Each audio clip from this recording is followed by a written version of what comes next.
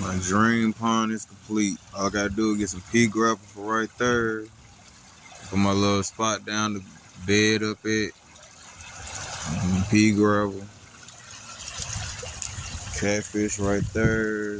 Bluegill all around the tree. Catfish cave.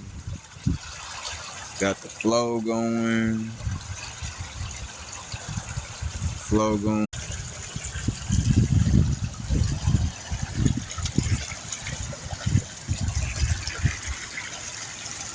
All the fish over here by the tree.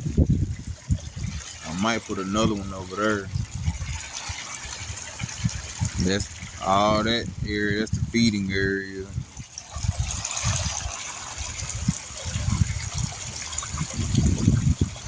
Putting the flow.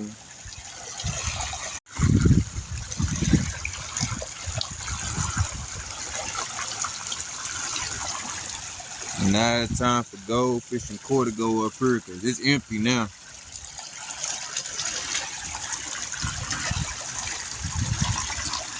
I need a lot more fish